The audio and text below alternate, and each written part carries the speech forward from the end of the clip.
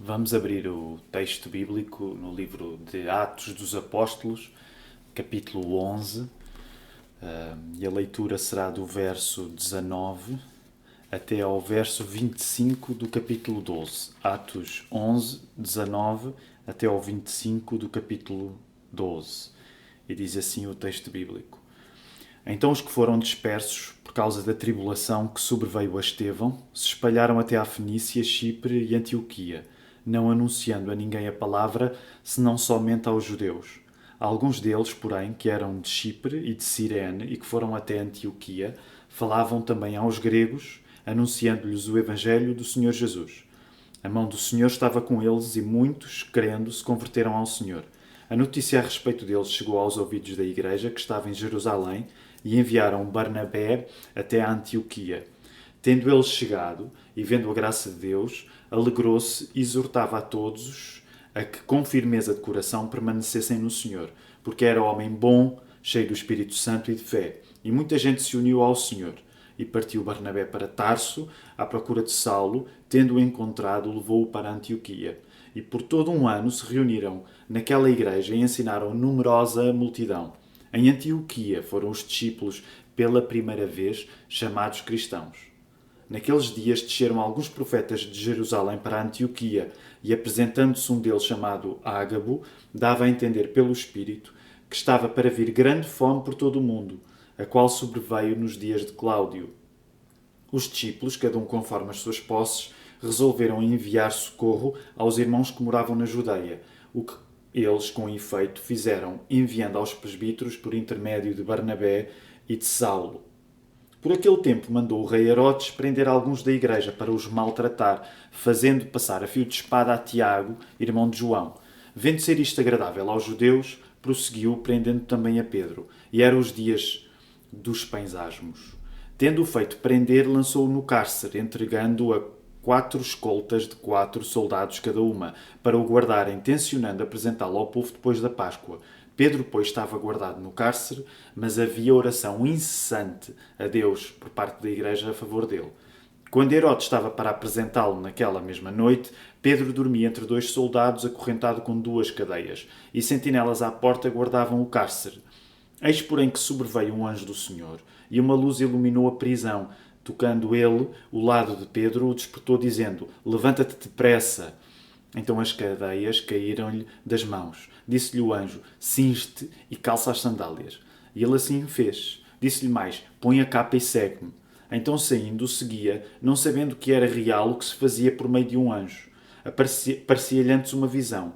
Depois de terem passado a primeira e segunda sentinela, chegaram ao portão de ferro que dava para a cidade, o qual se lhes abriu automaticamente, e saindo enverdaram por uma rua, e logo adiante o anjo se apartou dele. Então Pedro, caindo em si, disse: Agora sei verdadeiramente que o Senhor enviou o seu anjo e me livrou da mão de Herodes e de toda a expectativa do povo judaico.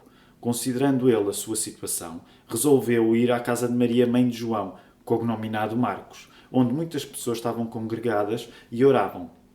Quando ele bateu ao postigo do portão, veio uma criada chamada Rode ver quem era, e reconhecendo a voz de Pedro, tão alegre ficou que nem o fez entrar, mas voltou correndo para anunciar que Pedro estava junto do portão.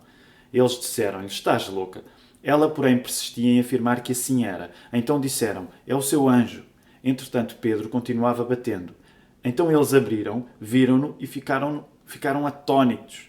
Ele, porém, fazendo-lhes sinal com a mão para que se calassem, contou-lhes como o Senhor o tirara da prisão, e acrescentou: Anunciai isto a Tiago e aos irmãos. E saindo, retirou-se para outro lugar. Sendo já dia, houve não pouco alvoroço entre os soldados sobre o que teria acontecido a Pedro. Herodes, tendo procurado e não achando, submetendo as sentinelas a inquérito, ordenou que fossem justiçadas. E descendo da Judeia para Cesareia, Herodes passou ali algum tempo. Ora, havia séria divergência entre Herodes e os habitantes de Tiro e de Sidom. Porém estes, de comum acordo, apresentaram-se a ele e, depois de alcançar o favor de Blasto, camarista do rei, pediram reconciliação. Porque a sua terra abastecia do país do rei. Em dia designado, Herodes, vestido de trajo real, assentado no trono, dirigiu-lhes a palavra, e o povo clamava: É a voz de um Deus. não de homem. No mesmo instante, um anjo do Senhor o feriu, por ele não haver dado glória a Deus, e comido de vermes, expirou. Entretanto, a palavra do Senhor crescia e se multiplicava. Barnabé e Saulo, cumprida a sua missão, voltaram de Jerusalém, levando também consigo a João, apelidado de Marcos. O sermão de hoje chama-se Ter nos obstáculos oportunidades.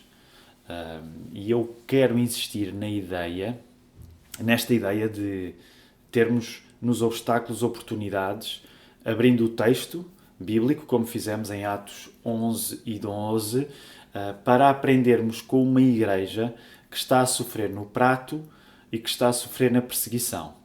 Da fome, esta igreja que é chamada a ter nos obstáculos oportunidades, da fome esta igreja inventa fartura, em vez de desesperar, esta igreja dá, e se é para se entregar alguma opção, a opção desta igreja é a oração. Então, a capacidade para que esta igreja assim seja e para que assim faça, não está nela própria, a igreja, mas é uma capacidade que está em Cristo. Palavra que nós vemos que nenhum homem consegue conter, palavra que está no ir, e por isso mesmo gostaria que nesta manhã o mesmo pudesse acontecer connosco, ao termos o texto bíblico aberto para nós. Nós começámos a estudar o livro dos Atos dos Apóstolos no início de janeiro e demos como título a este estudo dos Atos dos Apóstolos, Está no Ir.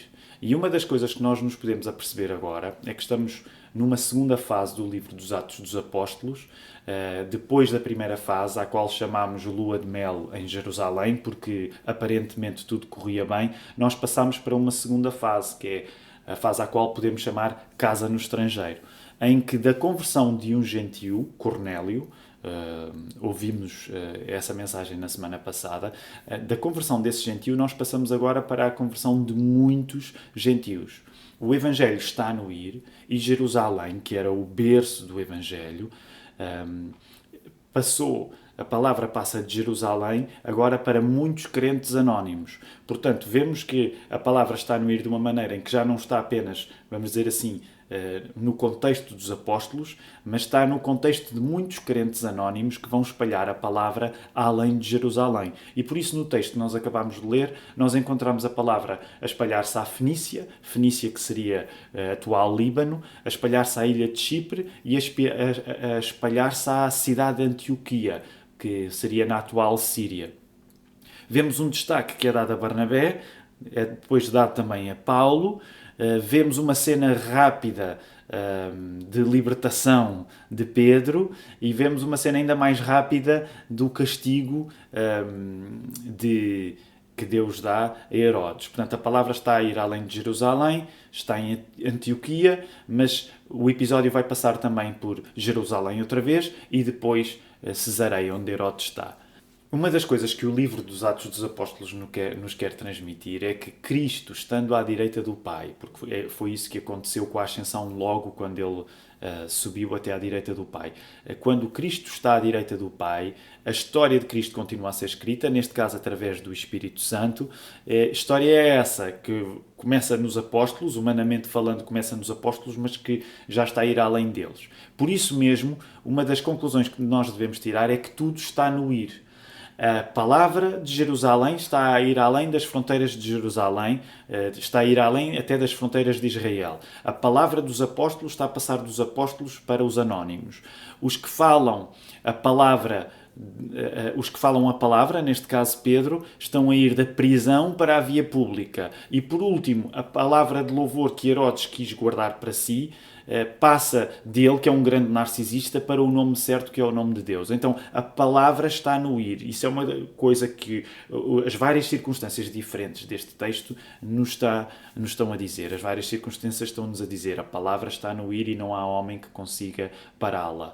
De apóstolos para anónimos, de Jerusalém além das fronteiras de Israel, da prisão para a via pública e do louvor do narcisista para o louvor do nome certo, que pertence apenas a Deus.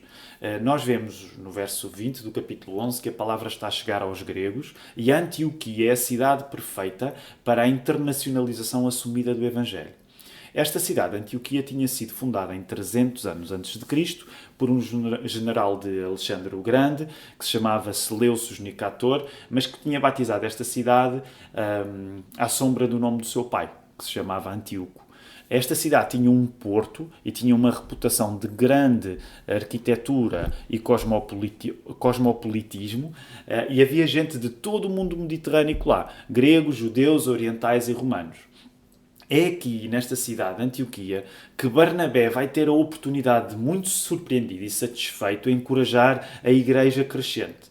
Tendo sido enviado para Antioquia por Jerusalém, para agora ser ele, Barnabé, a querer que Paulo seja enviado para Antioquia. E por isso vai a Tarso buscar Paulo. E esta é uma das coisas interessantes que está aqui a acontecer. Há sempre, vamos dizer assim, há um paradigma de envio, há um paradigma de estar no ir que nunca é interrompido. Da mesma maneira como Barnabé é enviado, ele vai zelar para que Saulo, na altura ainda é descrito como Saulo, mas que Paulo, venha ter com ele, ou melhor, ele vai buscar Paulo para Paulo passar algum tempo com ele lá na igreja em Antioquia. Nesta dupla missionária de Barnabé e Paulo em Antioquia, nós encontramos uma estratégia que participa na vulgarização do Evangelho numa cidade conhecida pelo humor dos seus cidadãos, que rapidamente vão usar essa capacidade que muitos estudiosos encontram de sentido de humor para dar uma alcunha aos cristãos.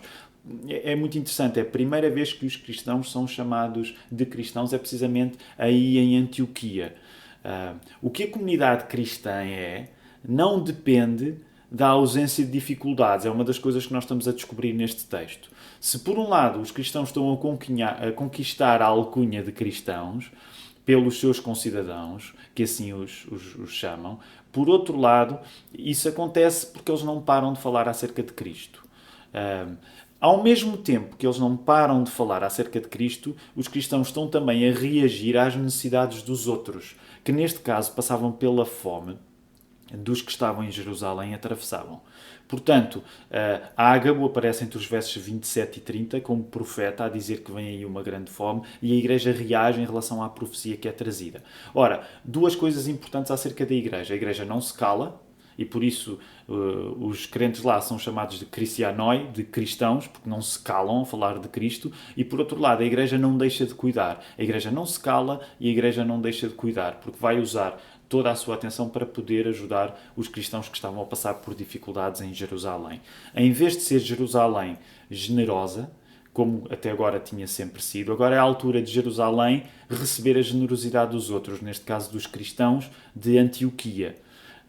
O que encontramos neste texto também é uma Jerusalém carente porque está a sofrer no prato e está a sofrer na perseguição. Herodes Agripa era neto de Herodes o Grande e era sobrinho de Herodes Antipas, aquele que tinha julgado Jesus. E este Herodes Agripa I queria agradar aos judeus que, nas suas linhas mais conservadoras, sobretudo os fariseus, o tinham em pouca conta. E tinham Herodes em pouca conta porque ele tinha tido uma descendência romana e não propriamente uma educação realmente judaica. Ele tinha tido uma educação romana e era descendente de edomitas. Os edomitas eram o povo que veio de Esaú. Primeiro, nesta campanha de publicidade, Herodes, para ganhar o coração dos judeus, executa o apóstolo Tiago. E quando nós falamos do apóstolo Tiago, estamos a falar do apóstolo que fazia parte do núcleo íntimo de Jesus, que era Pedro, João e Tiago. Portanto, este Tiago, filho de Zebedeu, ele executa este apóstolo Tiago e, por outro lado, vai prender Pedro. Tudo isto para ficar com uma imagem melhor junto das linhas mais conservadoras dos judeus do seu tempo.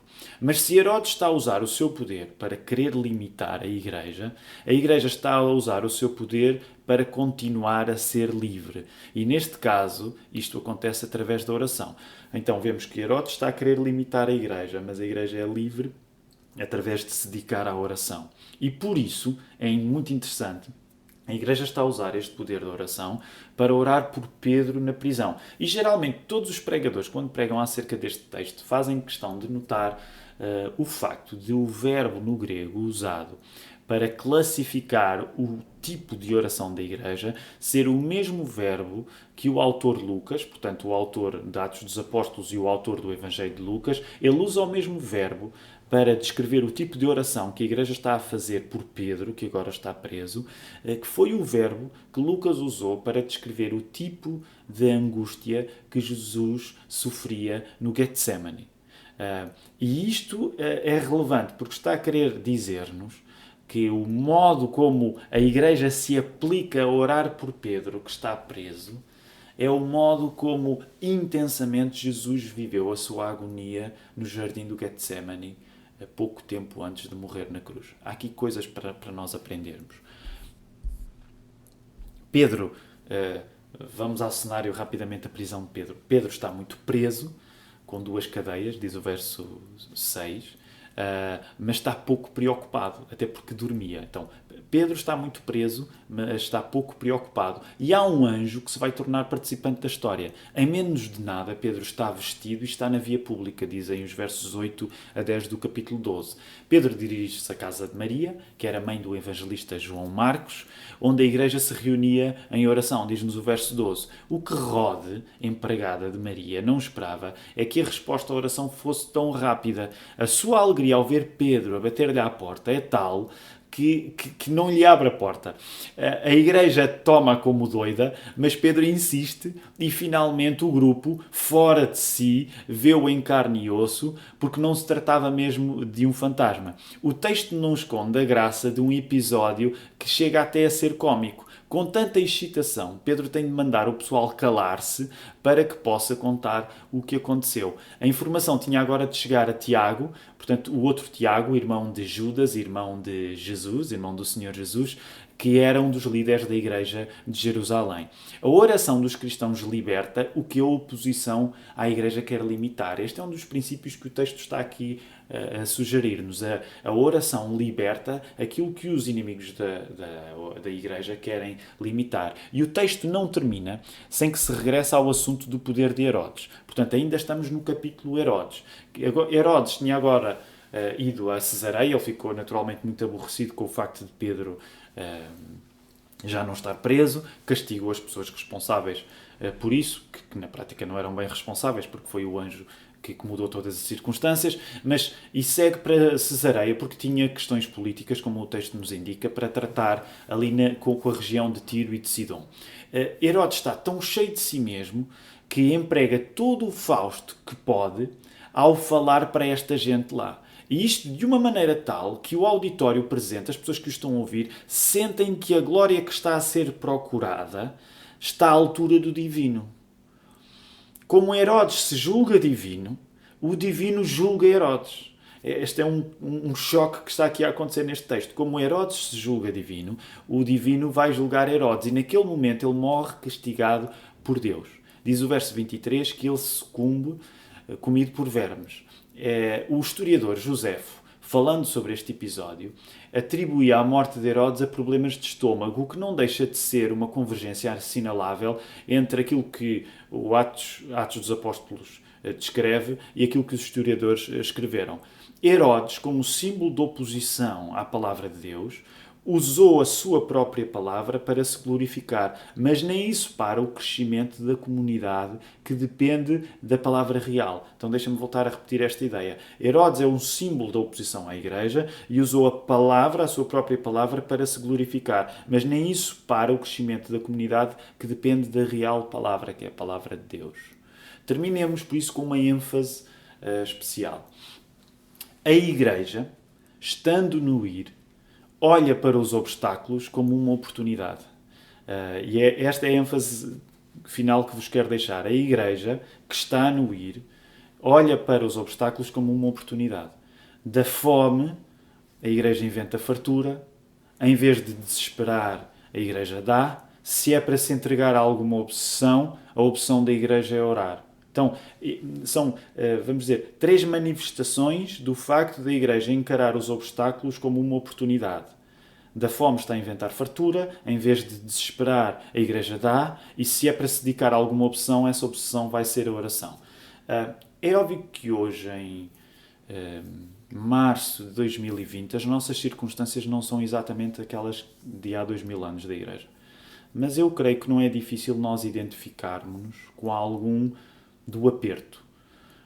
Numa ocasião em que nós julgávamos poder planear o nosso próximo ano com a calma dos anos anteriores, Deus traz com esta crise que nós estamos a viver, a crise do coronavírus, a certeza de que, como o apóstolo Tiago dizia, lá em Tiago 4, 13 a 15, não vale a pena nós construirmos o nosso futuro sobre as nossas próprias estimativas.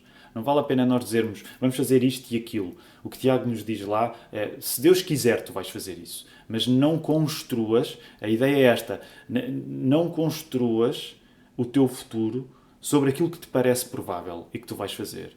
E eu acho que hoje, pelas circunstâncias que estamos a viver, fica mais fácil acreditar nisso, até para pessoas que podem não se identificar com o cristianismo.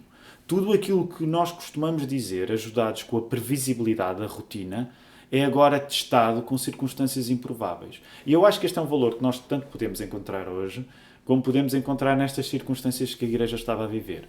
Mas como víamos há algumas semanas, cabe a Deus, cabe a Cristo, tornar aquilo que nos parece improvável possível.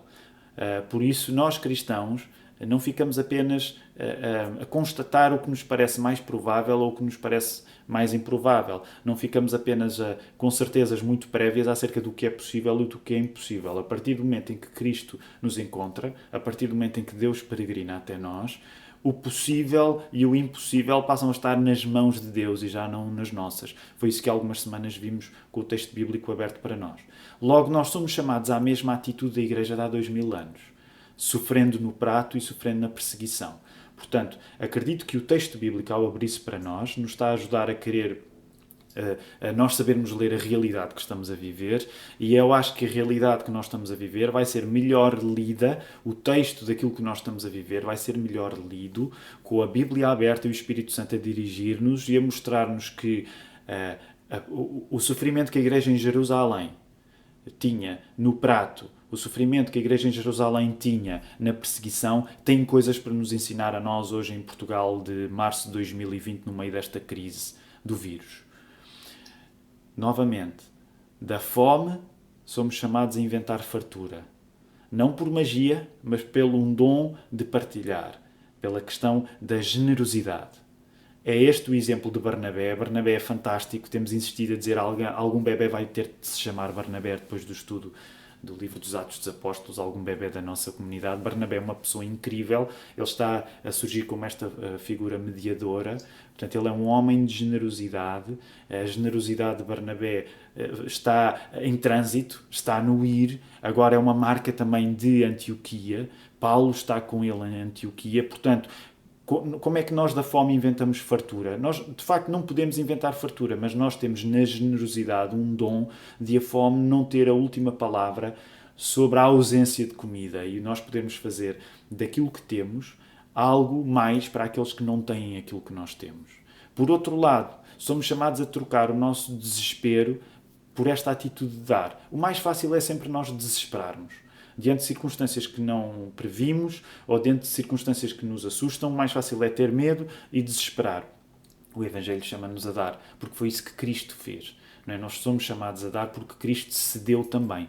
Nós não vamos fazer o mesmo que Cristo fez por nós, na medida em que Ele tem o poder de, através do seu sacrifício, fazer coisas que os nossos sacrifícios não fazem, mas nós vamos fazer sacrifícios filhos do sacrifício do Filho, digamos assim. E por isso, em vez de desesperar, somos chamados a dar. Por último, novamente salientar esta ideia de que se nos vamos obcecar com alguma coisa, que essa obsessão seja a oração. Se Lucas usa um termo tão pungente para descrever a agonia do nosso Senhor Jesus no jardim, pouco tempo antes da sua morte, se ele usa esse mesmo termo para classificar a oração da Igreja em Jerusalém, por Pedro que estava na prisão, então se há alguma coisa que tem de representar a nossa agonia, vamos dizer assim, então que a nossa agonia seja a oração.